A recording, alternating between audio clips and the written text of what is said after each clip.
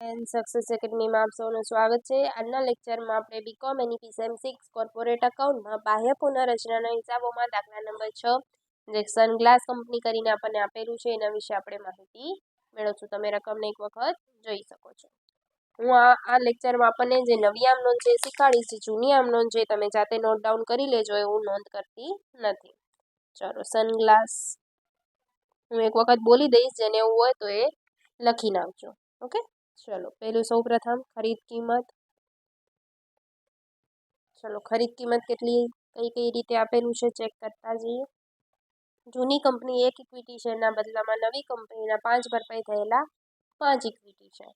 ચલો, પહેલો point equity share, તો 1 ના બદલામાં કેટલા દેવાના? 5। તેવા ઇક્વિટી કેટલા છે આપણા પાસે? 5 લાખની છે આપણને, 100 રૂપિયાનો 1 છે એટલે કેટલા આવશે? 5000। કેટલા એટલે કેટલા આવશે? 5000 જ આવશે, સોરી 25000 આવશે। પચું 25 ગુણ્યા 5 રૂપિયા ભરપાઈ કરવાની છે એટલે કેટલા આવશે? 1,25,000। ચલો, સેકન્ડ નંબરમાં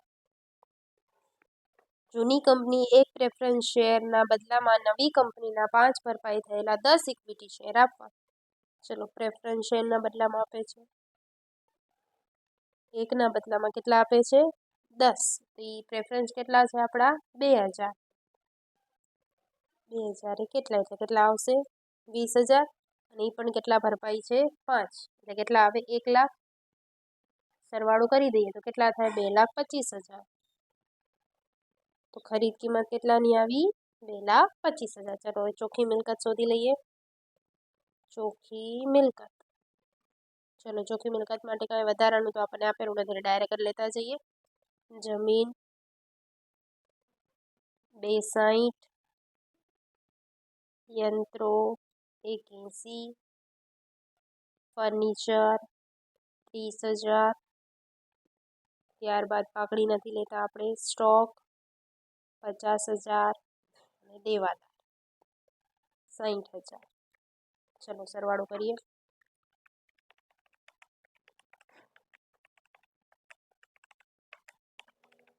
કેટલા આવશે? 5,80,000।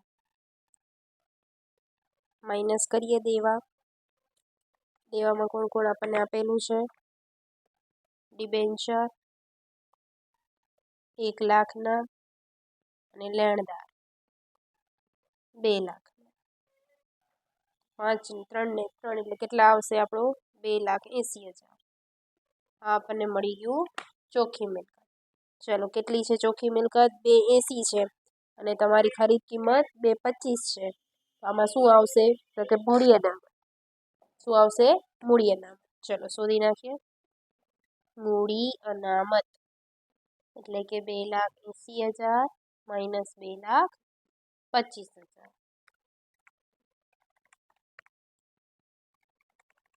કેટલી આવશે? 55,000। કેટલી આવે છે? 55,000। ક્લિયર? ચલો, હવે હું આમ નોંધ બોલી દઉં છું, તમે એક વખત નોટ ડાઉન કરી લેજો। આપણે એના પછીનું મામીની ખાતાથી શરૂઆત કરી દઈએ। ચલો, મામીની ખાતું। ચલો, સૌપ્રથમ આપણાને મિલકતો જેટલી પણ છે એના ખાતે જમા થશે ને મામીની ખાતે ઉધાર, એટલે કે મામીની ખાતે ઉધાર તે જમીન મકાન, તે સાચા યંત્રો, તે ફર્નિચર, તે પાઘડી, તે સ્ટોક, તે દેવાદાર, એટલે એ બધું આમાં શું થઈ જશે? ઉધાર। ચલો, જમીન મકાન, સાચા યંત્રો, ફર્નિચર, પાઘડી, સ્ટોક, દેવાદાર।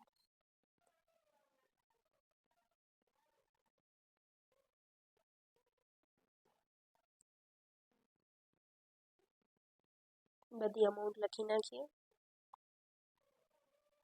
ત્યારબાદ જમા સાઈડ, તો કે ડિબેન્ચર અને લેણદાર એ બંને ખાતે ઉધાર, તે મામીની ખાતે જમા। બંને ખાતે ઉધાર, મામીની ખાતે જમા, તો કરી નાખીએ જમા।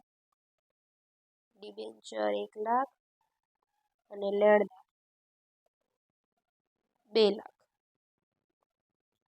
ક્લિયર? ચલો હવે આપણે ખાતું બનાવી ઇક્વિટી શેર હોલ્ડરનું. ઇક્વિટી શેર હોલ્ડર તો શેર મૂડી ખાતે ઉધાર, તો ઇક્વિટી શેર હોલ્ડર ખાતે જમા. તો લખી નાખીએ જમા શેર મૂડી 5 લાખ. ચલો ત્યારબાદ કોની કરશું? નફા નુકસાન. તો કે ઇક્વિટી શેર હોલ્ડર ખાતે ઉધાર, તે નફા નુકસાન ખાતે જમા. કેટલી આવશે? 270. નન્નું ખાતે 270. ચલો પ્રેફરન્સ શેર હોલ્ડર.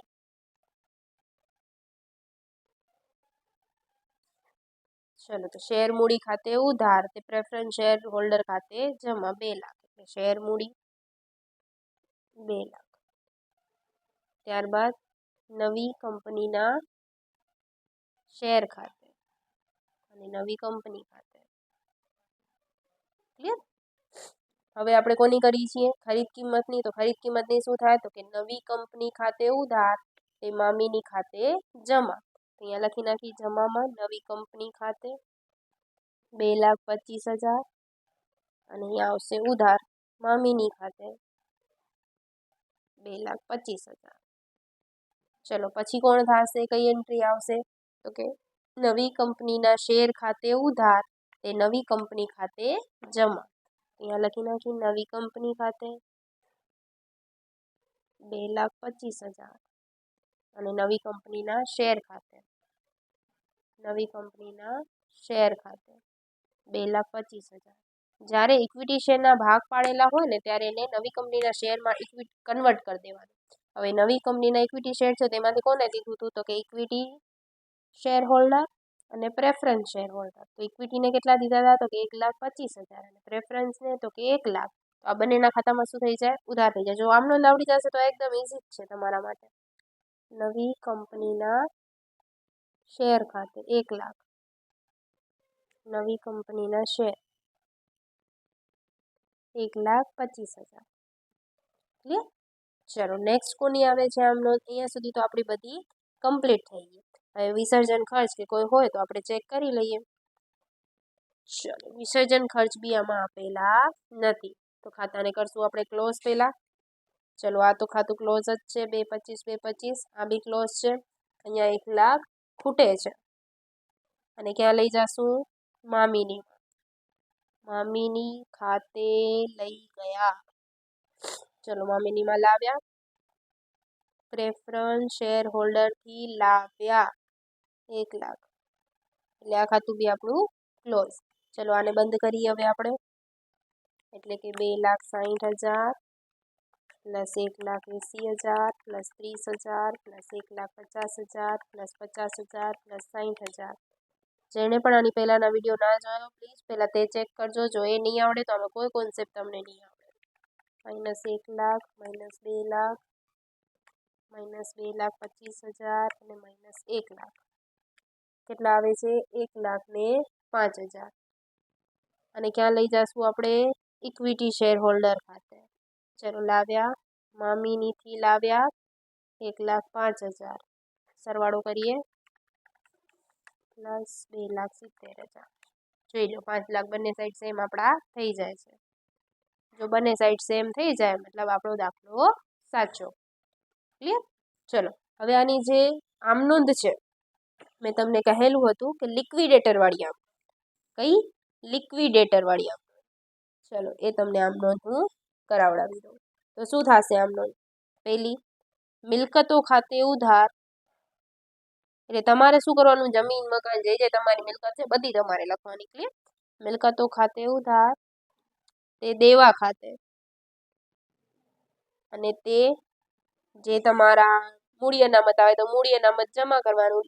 પાઘડી આવે તો ઉધાર સંયોજનની જેમ જ મૂડી અનામત ખાતે જમા અને તે લિક્વિડેટર ખાતે. ચલો મિલકત, તો મિલકત કેટલી આવી હતી આપણી? અહીંયા ચેક કરી લઈએ. આમાં તો કાંઈ ચેન્જીસ જ નથી એટલે કાંઈ પ્રશ્ન નથી રહેતો. 580 અને દેવા છે 3 લાખ. ચલો લખી નાખીએ 580 અને દેવા છે 3 લાખ. મૂડી અનામત કેટલું આવ્યું હતું આપણું? 55,000 અને લિક્વિડેટર કેટલું હતું? 2,25,000. ચેક કરીએ જો સરવાળો સરખો થાય છે.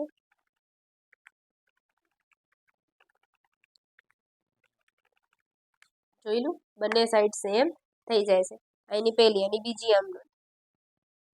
લિક્વિડેટર ખાતે ઉધાર તે શેર મૂડી ખાતે જે તે ન હોય 2.25 કેમ કે ઇક્વિટી શેરમાં કન્વર્ટ કર્યું હતું એણે એટલા માટે જેમાં દીધું હોય એના ખાતે કરી દેવાનું હોય. ચલો ત્યારબાદ ત્રીજી, બેંક પાસે આવે એટલે બેંક ખાતે ઉધાર તે ઇક્વિટી શેર મૂડી ખાતે 2.25. ચલો ત્યારબાદ ચોથી, ડિબેન્ચર ખાતે ઉધાર તે બેંક ખાતે અને તે ઇક્વિટી શેર મૂડી ખાતે. કેમ કે બધાને કન્વર્ટ કર્યા છે અને ડિબેન્ચરને અડધા કન્વર્ટ કરવાના કીધા હતા. ચંદ્રકિરણ લિમિટેડે 50% અને રોકડમાં ચૂકવી હતી એટલે 50,000. ટોટલ 1 લાખ. કેમ કે 1 લાખના હતા આપણા પાસે ટોટલ એટલે બેના 50%. આ 4 આમનો મેન છે, બાકી મેં તમને બોલીએ તમે કરી શકો છો. ઓકે, ચલો હવે પાકું સરવૈયું મેન તો આનું આ છે પાકું સરવૈયું. ચલો પાકું સરવૈયામાં શું કરશું આપણે, તો કે જેટલી પણ તમારી હશે આ શેર મૂડી કેટલી છે, તો કે આ જ આવશે 5 લાખ જ, બીજી તો કાંઈ આપણે પાડી નથી, પ્રેફરન્સ તો આવતી નથી, મૂડી એનામાં છે એટલે અહીંયા આવશે 55,000. ત્યારબાદ ડિબેન્ચર તો દઈ દીધા એટલે લેણદાર કેટલાના હતા 2 લાખ. ટોટલ કેટલું થશે 5 ને 2 7 એટલે 7,55,000. ચલો મિલકતોમાં જોઈએ. મિલકતો હું ડાયરેક્ટ લખું છું, કઈ કઈ હતી મિલકતો આપણી, 260 પ્લસ 180 પ્લસ 30 પ્લસ 150 કેટલી આવી હતી 6,20,000. જમીનની છે પ્લસ યંત્રો પ્લસ ફર્નિચર 3ની જ આવશે, સોરી મેં ભૂલથી આ કરી નાખ્યું, પ્લસ સ્ટોક ને પ્લસ દેવાદાર. આ 5 વસ્તુનો પ્લસ કરીએ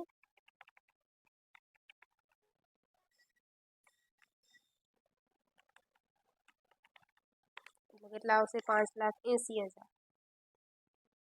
એના સિવાય શું છે હવે આપણા પાસે, તો કે બેંક આપેલી નથી પણ આપણા પાસે 2,25,000 આવ્યા હતા, કેમ કે ખરીદ્યું છે એટલે પૈસા જે પાછળના મૂકી દીધા હતા એટલે અડધા ખરીદ્યા એટલે 2,25,000 આવ્યા અને એમાંથી આપણે કાંઈ દીધું હોય તો એ માઇનસ કરી દઈએ. ચલો શું દીધેલું છે ચેક કરો. 50% 10 રૂપિયાની, બાકીની 10 રૂપિયાની ઇક્વિટી શેર આપવા, નવી કંપનીના ઇક્વિટી શેર અને બાકીની જેટલી રકમ હતી એ રોકડમાં ચૂકવી દીધી છે, બરોબર. એટલે બાકીની એટલે જેટલી હતી આપણે 2,25,000ની લખી નાખી, એની જેટલી વધી હતી આપણા પાસે અને જે આપણા કને ડિબેન્ચર જે અડધી કિંમત 50% રોકડમાં ચૂકવી હતી એટલે 1 લાખના 50% એટલે બેંક આપણા પાસેથી જતી રહી, 50,000 ડિબેન્ચર આપણે દઈ દીધા, માઇનસ કરી દઈએ એટલે કે 2,25,000 માઇનસ 50,000 એટલે કેટલા આવશે 1,75,000. ચાલો ટોટલ મારી દઈએ 755. બંને સાઈડ ટેલી આપણું થઈ જાય છે, તમે જોઈ શકો છો. નેક્સ્ટ લેક્ચરમાં આપણે આના પછીના દાખલા વિશે માહિતી મેળવશું. Thank you friends.